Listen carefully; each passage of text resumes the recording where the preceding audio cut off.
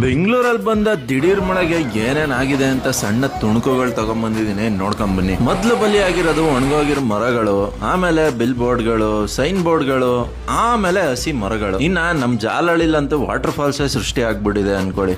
Recent ಆಗಿ ವಿಷ್ಣುವರ್ಧನ್ ಅವರ Kotigobba movie release ಆಗಿತ್ತು. ಅದ್ರದ್ದು ಕಟ್ಔಟ್ ಬಿದ್ದು 5-6 ಲಕ್ಷ ಲಾಸ್ ಆಗೋದಲ್ದೆ 2 ಕೆಳಗಿದ್ದ ಆಟೋಗಳು ಜಖಮ್ ಆಗೋಗ್ಬಿಟ್ಟಿದಾವೆ. ಇನ್ನ ಮನೆ ಮೇಲೆ ವಾಟರ್ ಟ್ಯಾಂಕ್ ಗಟ್ಟಿಗೆ ಫಿಕ್ಸ್ ಮಾಡಿಲ್ದೇ ಇರೋರ್ದೆಲ್ಲ ವಾಟರ್ ಟ್ಯಾಂಕ್ ಗಳು ಸೀದಾ ಹಾರ್ಕೊಂಡ್ ಕೆಳಗ್ ಬಿದ್ದಿದಾವೆ. ಇನ್ನ ನಮ್ BMTC ಬಸ್ ಒಳಗೆ ವಾಟರ್ ಪಾರ್ಕ್ ಸೃಷ್ಟಿ ಆಗೋಗ್ಬಿಟ್ಟಿದೆ. ಹಂಗೆ ಮುಂದೆ ಬಂದ್ರೆ ನಮ್ MG ರೋಡ್ ಚರ್ಚ್ ಸ್ಟ್ರೀಟ್ ಅಲ್ಲಂತೂ ಆಲಿಕಲ್ಲ ನೊರೆಗಳ ಒಂದು ಗೊತ್ತಾಗ್ದಲೆ ಜನ ಕನ್ಫ್ಯೂಸ್ ಆಗೋಗ್ಬಿಟ್ಟಿದ್ದಾರೆ. ನಾಯಂಡಹಳ್ಳಿ ಅಂಡರ್ ಪಾಸ್ ಬಗ್ಗೆ ಮಾತಾಡ್ಲೇಬೇಕು.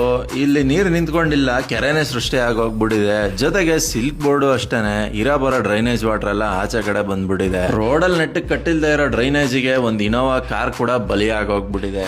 ಏನು ಮಾಡಂಗಿಲ್ಲ. ಹಂಗೆ ಸ್ವಲ್ಪ ಹತ್ರ ಬಂದ್ರೆ ನಮ್ಮ ಮಲ್ಲೇಶ್ವರಂ ಅಲ್ಲಿ ಬೆಳ್ಕೊಂಡಿದ್ದ ಬೃಹತ್ ಆಕಾರದ ಹಸಿ ಮರಗಳೇ ದುಬಾ ಅಂತ ಬಿದೋಗ್ಬಿಟ್ಟಿರೋದು. 2 ಆಟೋನು ಫ್ಲಾಟ್ ಆಗೋಗ್ಬಿಟ್ಟಿರೋದು. ಈ ಮಳೆಯಿಂದ ಆಟೋದವ್ರಿಗಂತೂ ತುಂಬಾನೇ ಲಾಸ್ ಆಗಿದೆ ನನ್ನ ಕೇಳಿದ್ರೆ.